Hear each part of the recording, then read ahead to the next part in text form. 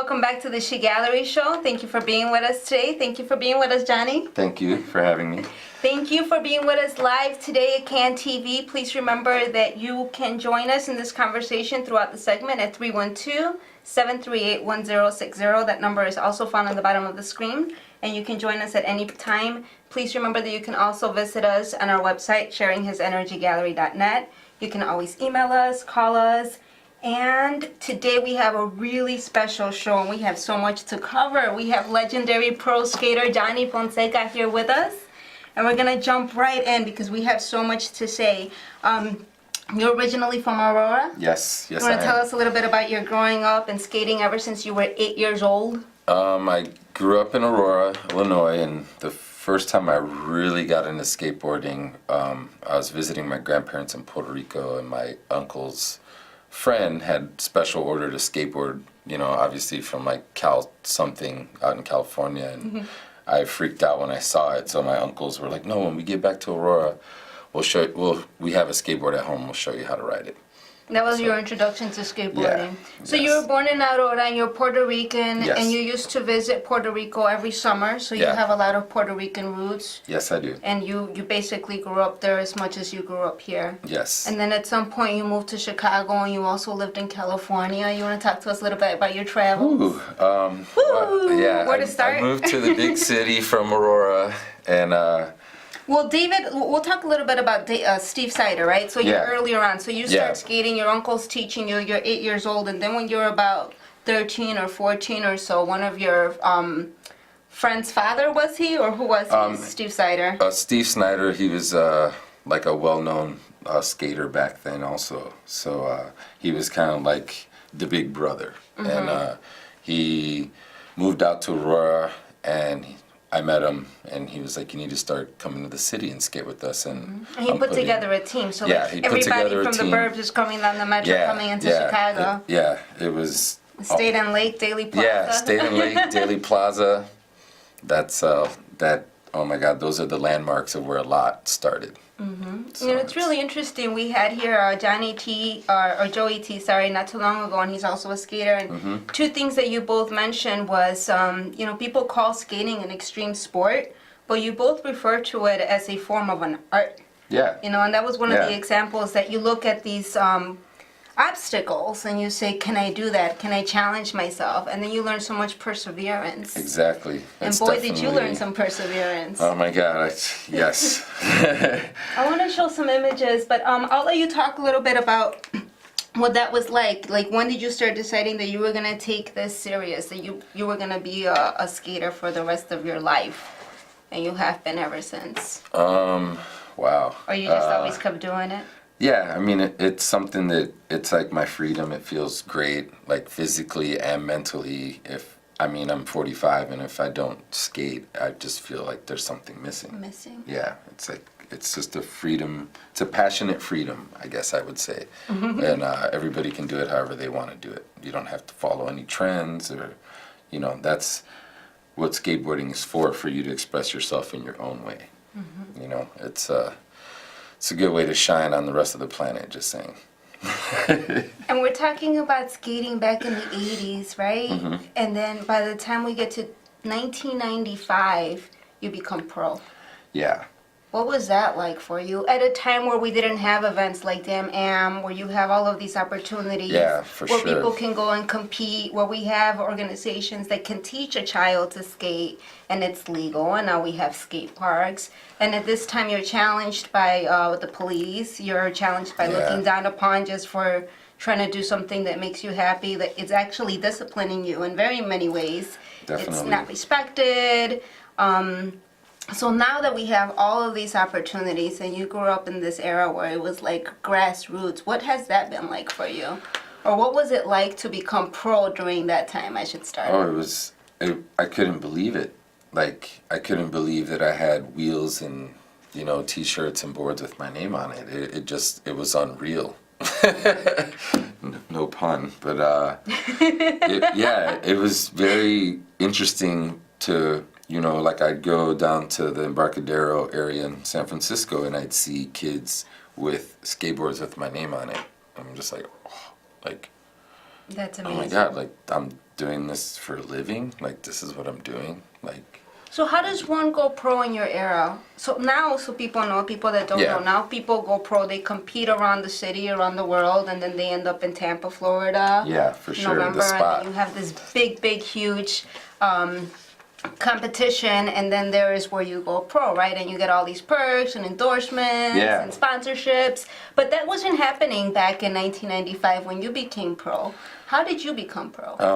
I went on a lot of tours. I was on the road a lot. I pretty much went to every small town, big city, every skateboard shop there was. And, you know, I skated. There was no clicking to my video part. Back then, you know, if you got a VHS tape, you were psyched. But it was literally just doing it live in front of everybody to see. And after a while, all these shops that I visited were like, well, when is Johnny's board coming out? So they're like, hey, we're going to turn you pro. We're going to sell your skateboards at shops. I'm like, okay. But it didn't come that easy, right? No, So you had somebody it that didn't. said, I'm going to take you under my wing, Yeah, and they for took sure. you around the Yeah. States. And your family threatened them. You want to talk to us about that experience? Well, yeah, I had my friends at Daily Plaza, and they were waiting for my ride to show up, my team manager at the time. And they were like, if you do anything to him, you can never come back to Chicago.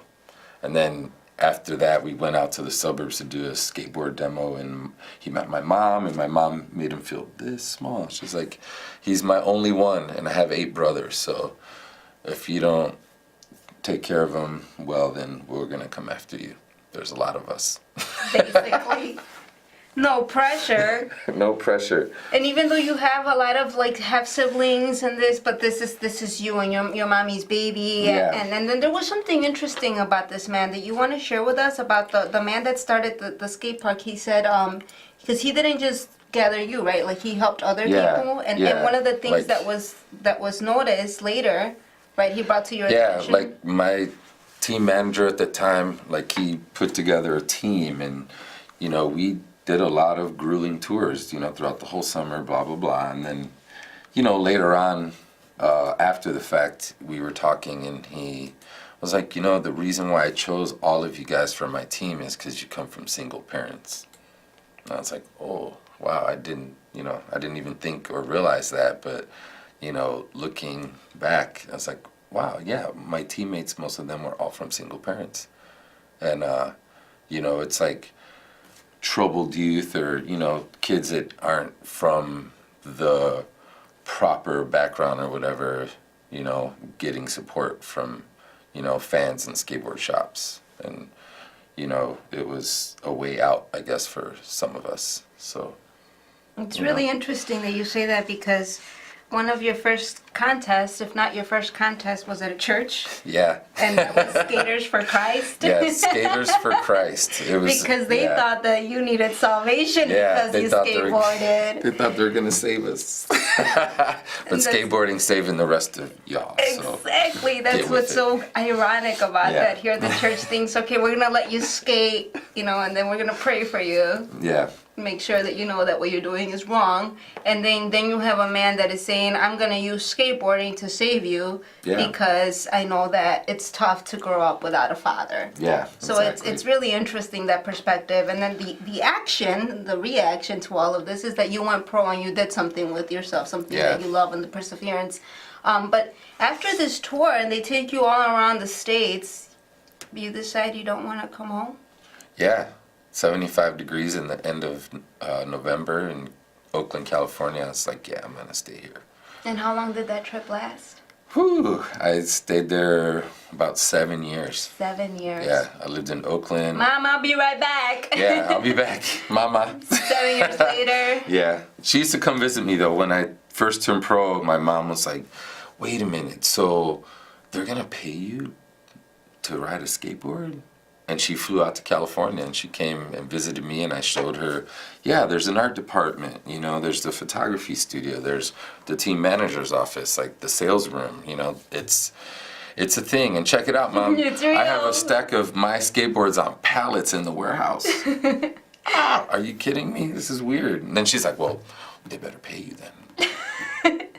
Now, before you get to this point, and you started getting like sponsored back at home, right? Like, Yeah. You had this time in your life where you started getting packages sent to your house. Oh yeah, my mom thought I was running a credit card scam. She's What like, is why that? are these boxes showing up to my house?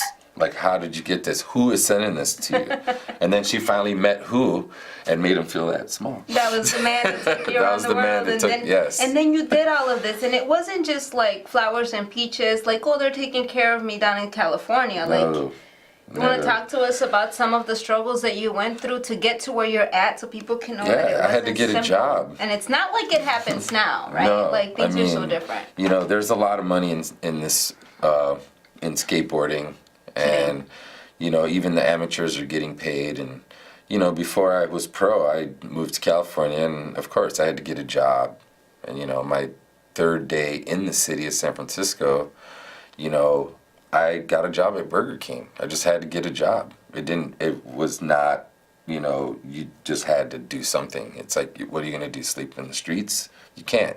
Like, there's so many people moving to California thinking that it's just going to take care of you because it's California. No, it's not. It's the same anywhere you're at.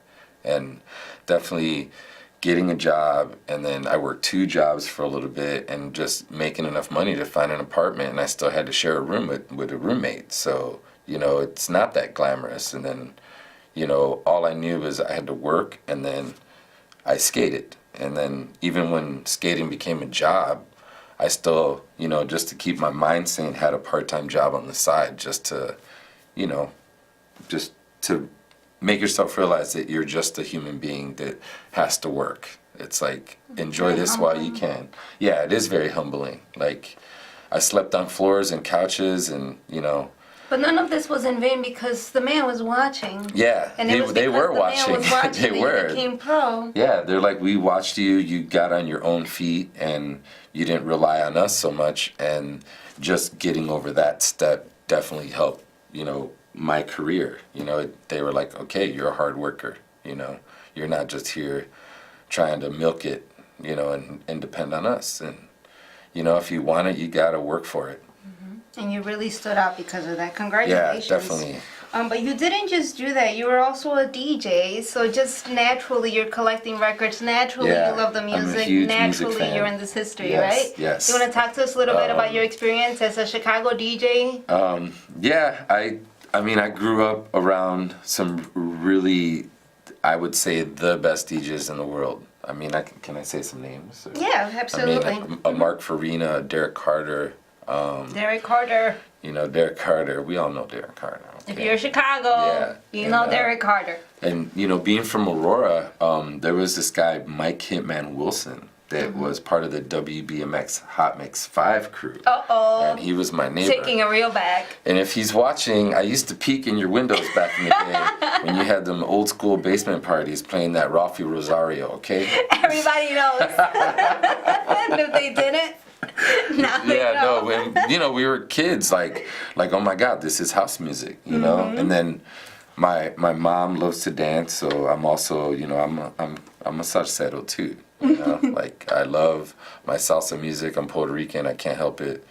And that's another thing too, like my mom, I recently found out a few years ago my dad was actually in a band also. Oh, wow. Called Los Bucaneros. He played the drums. Not I Los was gonna Bukis. send you that Los photo. Bucaneros. Yeah, Los Bucaneros, yeah. I think they might have opened up for the Bookies back in the day. Like, and what else? Like Los Gatos Negros. Oh, wow. Yeah, like in Aurora, we had the Alamo. That's The Alamo. awesome. Like, you know, I'm raised by a Mexican family also. So, you know, I got all my rancheritas, you know, all of it. And all then of you the got to music. travel, so you got a little Yeah, bit of and the I got to culture from travel. everywhere. Yeah, going to Mexico was a big deal. Big deal. And we have a caller. Caller, do Okay. you have a question or a comment? Hello, Mr. Fonseca. I know who this is. I have a question for you and a comment. Okay. Why does your uncle not get a skateboard signed by my nephew? Damn, putting you on the spot. Okay. Well, we need to remedy that like this week. Taken care I of. got one for you, Theo. That's so sweet. How are you?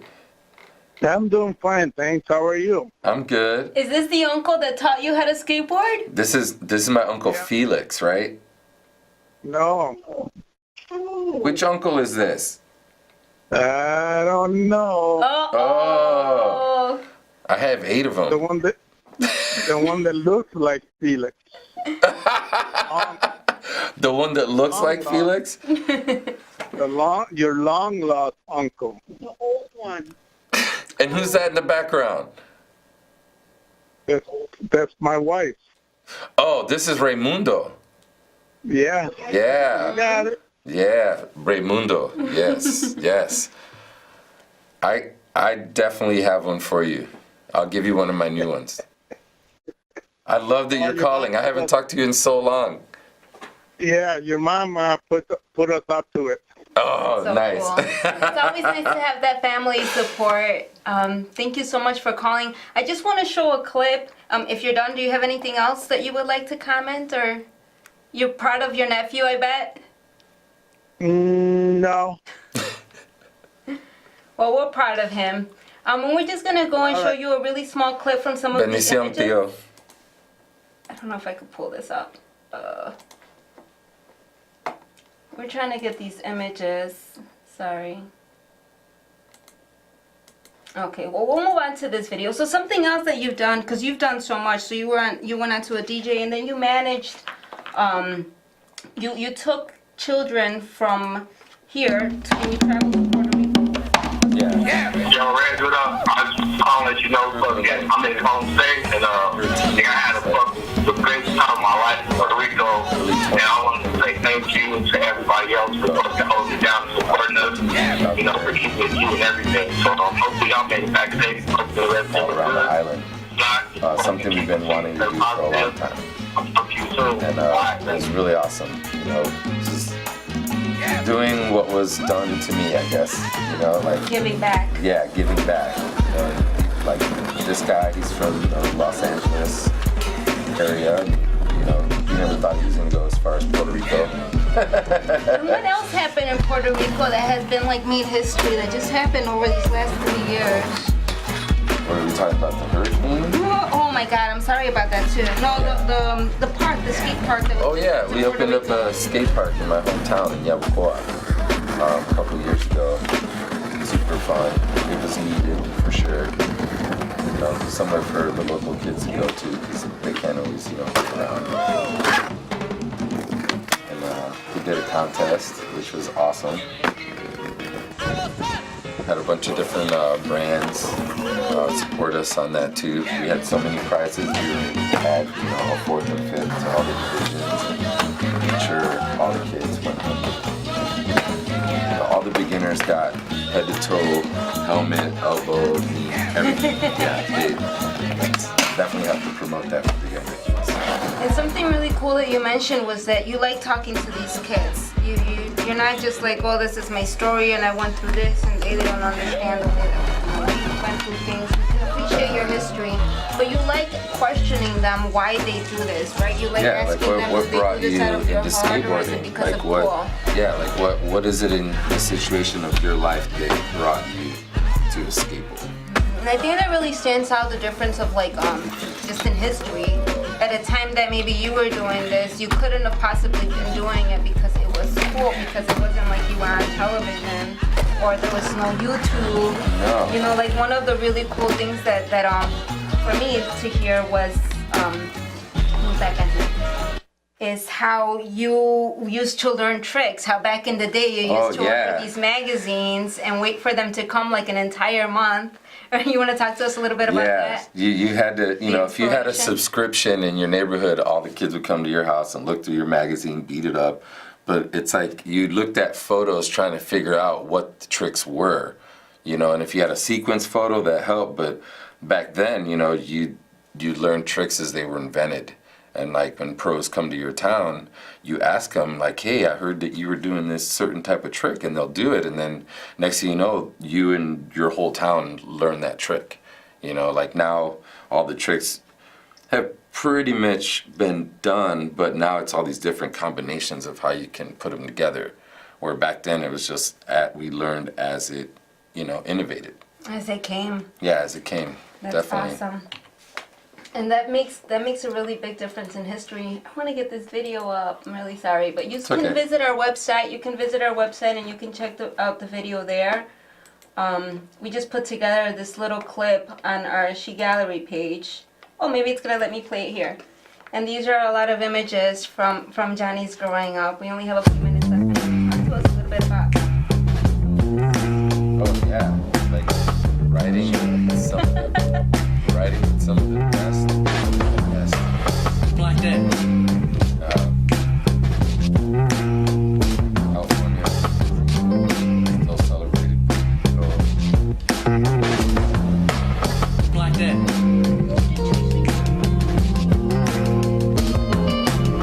Art is one of the most recently.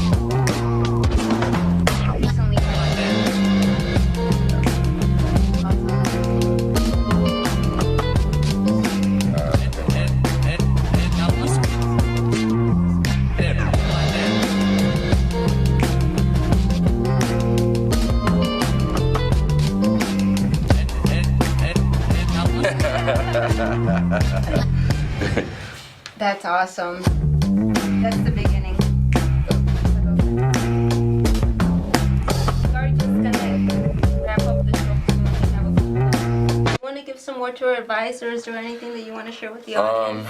I mean, I guess, whatever it is that you enjoy doing, enjoy it, do it. Like, you'll be surprised. Like, if you can make a living at something you love to do, it's probably the most rewarding and amazing thing, no matter what it is. If you're good at math, sports, whatever it is, just do it. And if it's something you enjoy, like I said, it's definitely a blessing. And just push it and don't stop. Don't be scared. And, we have a lot of life left in us, so it's just too much to do. Especially in Chicago. So much to do in Chicago. Like, you have it all here. Like, this is an amazing city. And anyone from anywhere can come here and grow big time. It is a beautiful city. And just staying true to yourself, like, you grew up in a time that this was looked down upon, when everybody said, no, you can't do that, no, you can't do this. Yeah. And I feel like I've had this conversation with a lot of people. It's like, oh, go become a doctor, go become a lawyer, go become this and this and that. A lot of those people are not necessarily good people. No, I'm not saying they're that not they're happy. bad people, but I mean, you have to really be happy and like have a true passion to do something like what you did. I mean, you had to have real heart. And I feel like when you drive with heart, you can only succeed no matter what you do. Exacto. We grew up in a time when this was looked down upon. Now everybody wants to be in it. Yeah, We grew up in a exactly. time when graffiti was down upon, and now you have people like our guest that we had a couple last season, Kane, and he like let it become a curriculum. Not everybody wants to do it. It's Like art. it's education, and it's staying true to yourself and knowing that you're not doing anything wrong. And if you're not doing anything wrong, then don't be afraid to do it. Exactly. Thank you so much for being Thank with you us. for It's such a having me. freaking Yes. honor. I'm Super just so excited to be grateful here. and looking forward to the rest of what Johnny Fonseca has to offer: music, DJing, and skateboarding. Because And you're still skateboarding, at it. yes, And you yes. just bought a bicycle. Yeah, I just got a bike. Will you so be BMXing? happy. Bringing that back? I should. We didn't even I tap got on some that, BMX right? bikes too. Yeah, I used to BMX. That was a lot of fun. That's another thing. Bicycles are, man, that's another freedom. It feels great. And it's not just the perseverance, but you stay physically fit. Yeah, exactly. Mentally fit. It's Take just care of good. yourselves, because physically will end up mentally making you completely stronger, because we need both. Can't just have one without the other. Amen to that. Thank you, Johnny. We'll see you guys next week. All right, take care. Bye.